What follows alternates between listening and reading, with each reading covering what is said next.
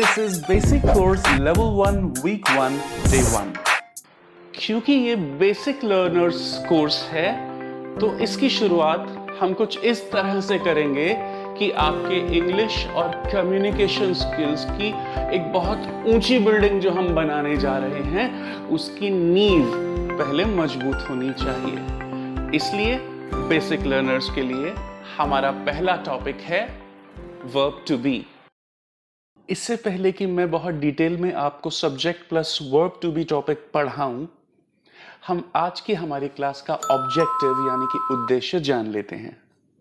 हमारी आज की क्लास का ऑब्जेक्टिव है कि इस क्लास के खत्म होने के बाद आप मोहन की तरह अपने बारे में भी एक पैराग्राफ लिख पाएं। तो ये हमारी आज की क्लास का ऑब्जेक्टिव है। तो देखते हैं कि मोहन ने अपने बारे में अबाउट मी में क्या लिखा है। My name is Mohan Kumar. मेरा नाम मोहन कुमार है। I am 15 years old। मैं 15 साल का हूं। I am a resident of Ghaziabad in Uttar Pradesh. मैं उत्तर प्रदेश के गाजियाबाद का निवासी हूं। I am a student of 10th class in ABC public school. मैं एबीसी पब्लिक स्कूल में 10वीं कक्षा का विद्यार्थी हूं। I am good at math, science and sports. मैं मैथ, साइंस और स्पोर्ट्स में अच्छा हूं। My result of 9th class was not satisfactory because my English knowledge was weak। मेरा 9वीं कक्षा का जो रिजल्ट है वो संतोषजनक यानी कि satisfactory नहीं था क्योंकि मेरी अंग्रेजी की नॉलेज, मेरा अंग्रेजी का ज्ञान कमजोर था। Now I am here on GGYG app to learn basic English grammar। और अब मैं यहाँ GGYG ऐप पर हूँ अपनी बेसिक इंग्लिश ग्रामर सीखने के लिए। I am sure that my English knowledge will be excellent in near future। मुझे यकीन है कि मेरा अंग्रेजी का ज्ञान आने वाले निकट भविष्य में श्रेष्ठ होगा, बेहतरीन होगा। ये मोहन ने अपने बारे में लिखा। इस क्लास के एंड में आप भी अपने बारे में कैसा पैराग्राफ लिखने में काबिल सक्षम हो पाएंगे, ये मेरा वादा है। So let's start. टॉपिक 1 मैंने बताया, it is verb to be. To be क्या है? बी मीन्स टू एग्जिस्ट, होना। मैं एक ट्रेनर हूं। यहां पर इस सेंटेंस में मेरे होने, मेरी एग्जिस्टेंस, मेरी मौजूदगी के बारे में बताया जा रहा है। तो मैं इस दुनिया में कैसे एग्जिस्ट करता हूं? As a trainer. I am a trainer. अब मैंने बी का प्रेजेंट फॉर्म एम लगाया। वह एक लड़का है, ही इज अ बॉय। यहां पर उस लड़के के होने के बारे में बताया जा रहा है। वह एक डॉक्टर है, ही इज अ डॉक्टर। वहां पर डॉक्टर के होने के बारे में बताया जा रहा है।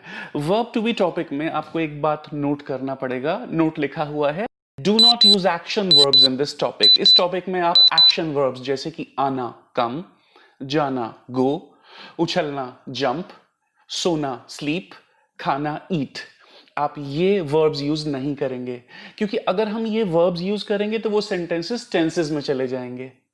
टेंसेस हमारा बात का टॉपिक है। तो आइए इस टॉपिक के डिटेल में हम जाते हैं।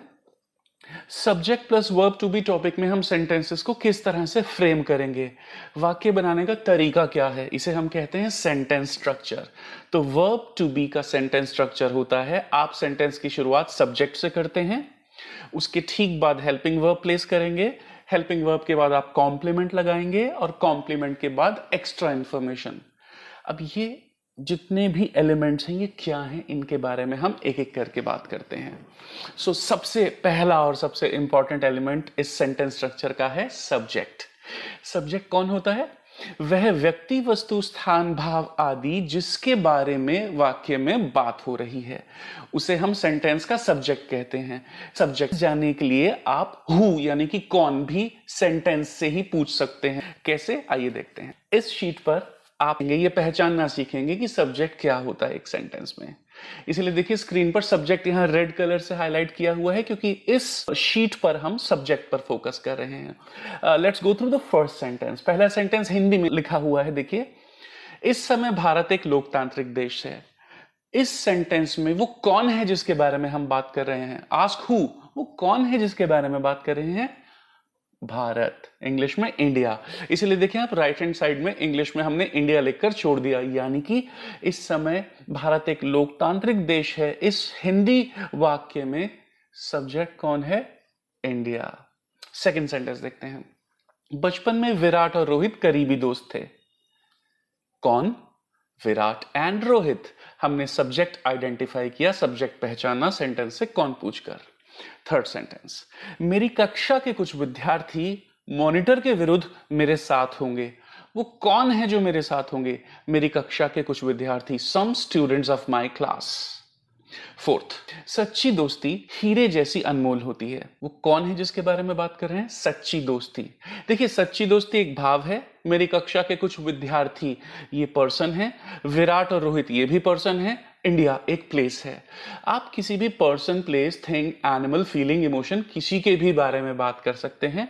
वो सेंटेंस में सेंटेंस का सब्जेक्ट होगा, राइट? तो हमने सब्जेक्ट आइडेंटिफाई करना सीखा है। आगे बढ़ते हैं। अब सब्जेक्ट के बाद क्या प्लेस करना होता है? आप रूल में देख पा रहे हैं, सब्जेक्ट के बाद हमको हेल्पिंग वर्ब लगाना होता है। हेल्पिंग वर्ब यहां पर क्योंकि वर्ब टू बी टॉपिक चल रहा है, तो बी की ही जो फॉर्म्स हैं वही हेल्पिंग वर्ब बनेंगी, यानी कि प्रेजेंट में इज एम आर, पास्ट में वॉज वर, फ्यूचर में विल बी, शैल बी।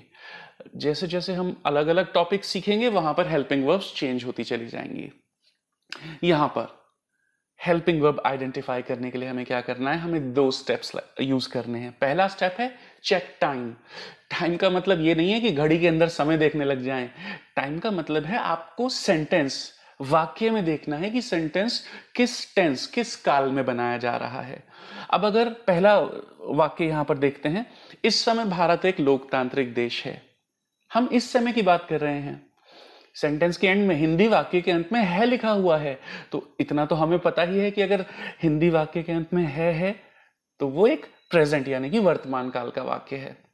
तो अब ये सेंटेंस प्रेजेंट का है, यानी कि वर्ब टू बी के मैं प्रेजेंट वाले सेक्शन में देखूंगा जहां पर 3 हेल्पिंग वर्ब्स हैं, इज, एम या आर। तो मुझे क्या लगाना चाहिए? स्टेप 1 चेक टाइम के बाद मुझे ये तो पता चल गया कि इज, एम, आर में से कुछ लगना है। अब स्टेप 2 सब्जेक्ट को चेक करते हैं। इस सेंटेंस में इस समय भारत एक लोकतांत्रिक देश है, यहां पर इंडिया सब्जेक्ट है। अब हमें चेक करना है कि सब्जेक्ट सिंगुलर है या प्लूरल है।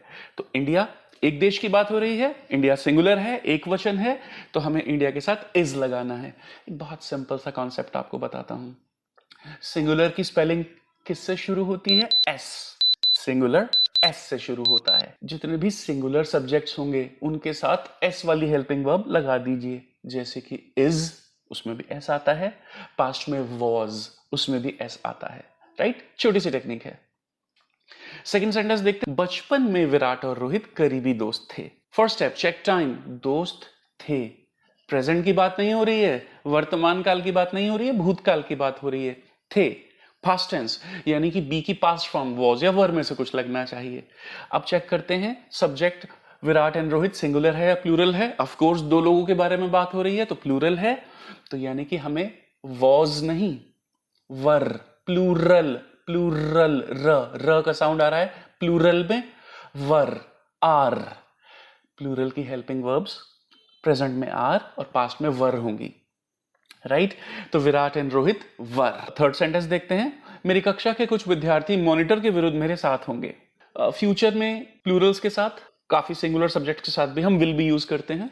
शैल बी का यूज कैसे करेंगे, कहां करेंगे, मैं आगे आने वाली स्लाइड्स में आपको डिटेल में समझाऊंगा। मेरी कक्षा के कुछ विद्यार्थी, some students of my class will be, होंगे, क्योंकि फ्यूचर की बात हो रही है, हम विल बी यहां पर लगा देंगे, राइट? नंबर 4, सच्ची दोस्ती हीरे जैसी अनमोल होती है। ट्रू फ्रेंडशिप सिंगुलर है, प्रेजेंट की बात हो रही है, तो हमें इज लगाना है। True friendship is.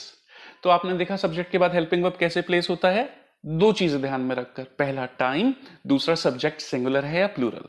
नेक्स्ट देखते हैं कॉम्प्लीमेंट, बहुत इंपॉर्टेंट है। हम सेंटेंस क्यों बना रहे हैं? हम सब्जेक्ट के बारे में कुछ जानकारी देना चाहते हैं, तभी तो सेंटेंस बना रहे हैं। अगर मैं ऐसे बोलूं कि यशु गौड़ है, यशु गौड़ इज, तो क्या ये सेंटेंस कंप्लीट होगा? नहीं, क्योंकि यशु गौड़ तो आपने इंट्रोड्यूस कर दिया, सब्जेक्ट इंट्रोड्यूस कर दिया, आपने हेल्पिंग वर्ब इज भी लगा दिया, लेकिन यशु गौड़ के बारे में जानकारी क्या देना चाहते हैं वो यहां पर बताया ही नहीं गया है, तो ये वाक्य पूरा नहीं है, ये सेंटेंस इनकम्प्लीट है। तो इस सेंटेंस को कंप्लीट करते हैं। यशु गौड़ एक इंग्लिश ट्रेनर है। अब यशु गौड़ के बारे में क्या जानकारी आ रही है सेंटेंस में कि यशु गौड़ क्या है? क्या? एक इंग्लिश ट्रेनर। तो इस रूल को यूज करते हुए हम सब्जेक्ट सबसे पहले लगाएंगे यशु गौड़, हेल्पिंग वर्ब लगाएंगे इज, और कॉम्प्लीमेंट क्या आ रहा है? N English trainer. सेंटेंस बन गया Yashu Gaur is an English trainer. आइए पिछले वाले सेंटेंसेस को देखते हैं। पहला सेंटेंस, इस समय भारत एक लोकतांत्रिक देश है। हमने इंडिया को सब्जेक्ट हेल्पिंग वर्ब इज लगाया। अब भारत क्या है? क्या? एक लोकतांत्रिक देश, अ डेमोक्रेटिक कंट्री। ये कॉम्प्लीमेंट है। सेकंड सेंटेंस, बचपन में विराट और रोहित करीबी दोस्त थे। विराट एंड रोहित वर क्या थे? Close friends. ये कॉम्प्लीमेंट है जो विराट और रोहित को एक्सप्लेन कर रहा है सेंटेंस में। मेरी कक्षा के कुछ विद्यार्थी मॉनिटर के विरुद्ध मेरे साथ होंगे। किनके बारे में बात हो रही है? Some students of my class. Future है, विल भी लगा दिया। और वो क्या होंगे? मेरे सपोर्ट में, इन माई सपोर्ट। फोर्थ सेंटेंस देखते हैं, सच्ची दोस्ती हीरे जैसी अनमोल होती है। True friendship is. सच्ची दोस्ती क्या होती है? वो कैसी होती है? देखिए, आप क्या और कैसा, ये दो इंफॉर्मेशन जब जब भी आप सेंटेंस से पूछेंगे, कॉम्प्लीमेंट की जानकारी आपको मिल जाएगी। ट्रू फ्रेंडशिप इज, सच्ची दोस्ती क्या होती है या कैसी होती है? Is precious like a diamond, हीरे जैसी अनमोल। तो हमने सब्जेक्ट से लेकर कॉम्प्लीमेंट तक सेंटेंस बनाना सीखा। तो अब एक्स्ट्रा इंफॉर्मेशन के बारे में और जान लेते हैं। हिंदी और इंग्लिश दो अलग अलग भाषाएं हैं। हिंदी में जब हम, स्पेशली स्पोकन हिंदी यानी कि बोलचाल वाली हिंदी में जब हम वाक्य बनाते हैं, तो अक्सर हम टाइम की इंफॉर्मेशन, प्लेस की इंफॉर्मेशन, रीजन की इंफॉर्मेशन, ये सब हम हिंदी में पहले बोलते हैं। तो जो बेसिक लर्नर्स होते हैं वो क्या करते हैं, क्योंकि हिंदी में उस इंफॉर्मेशन को पहले बोला गया है तो इंग्लिश में भी उसको पहले लगा देते हैं। फॉर एग्जाम्पल, बुखार के कारण आज राधिका अनुपस्थित है। इस सेंटेंस में बुखार के कारण वो रीजन है जिसकी वजह से राधिका आज अनुपस्थित है। और कब? आज। क्यों? बुखार के कारण। तो इंग्लिश में जब हम इस सेंटेंस को बनाएंगे, due to fever Radhika is absent today, क्योंकि हिंदी में एक्स्ट्रा इंफॉर्मेशन पहले लिखा हुआ था, रीजन पहले लिखा था, तो इंग्लिश में भी बेसिक लर्नर्स इसको पहले लिखकर बना देते हैं। That is incorrect. Spoken English में एक बार को शायद चल भी जाए, लेकिन रिटन इंग्लिश, फॉर्मल इंग्लिश में ये तरीका बिल्कुल इनकरेक्ट है। तो सही तरीका होगा, आप सब्जेक्ट से सेंटेंस की शुरुआत करें। राधिका इज एब्सेंट कब? टुडे। क्यों? Due to fever. Second sentence, अक्सर रोहन स्कूल के लिए लेट होता है। अक्सर, फ्रीक्वेंसी, कब कब, अक्सर। किसके बारे में बात हो रही है? Rohan. Often Rohan is late for school. नहीं, हमें सब्जेक्ट से सेंटेंस शुरू करना है। So the correct version is Rohan is late for school often. So point to be noted, extra information को अक्सर हिंदी में पहले रखा जाता है, लेकिन इंग्लिश के फॉर्मल यानी कि औपचारिक यूज में, प्रयोग में, एक्स्ट्रा इंफॉर्मेशन को सेंटेंस के अंत में रखना चाहिए। इस समय भारत एक लोकतांत्रिक देश है। देखिए, हिंदी में इस समय टाइम की इंफॉर्मेशन पहले आई है, तो हम एट प्रेजेंट से सेंटेंस को शुरू नहीं करेंगे। हम कहेंगे India is a democratic country at present. Extra information end में जाएगा।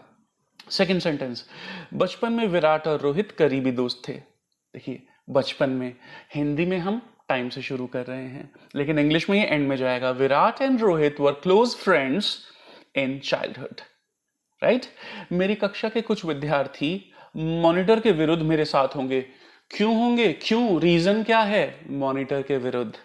मॉनिटर के विरुद्ध एक्स्ट्रा इंफॉर्मेशन है। Some students of my class will be in my support. क्यों? Why? Against the monitor. Extra information end में गया है। सच्ची दोस्ती हीरे जैसी अनमोल होती है। True friendship is precious like a diamond. इस सेंटेंस में एक्स्ट्रा इंफॉर्मेशन है ही नहीं। अब जरूरी नहीं है कि हर सेंटेंस में एक्स्ट्रा इंफॉर्मेशन हो, right? So basic course level 1 week 1 day 1 में आपने सीखा टॉपिक वर्ब टू बी, और आपने वर्ब टू बी टॉपिक का सेंटेंस स्ट्रक्चर भी सीखा। It's time for an assignment.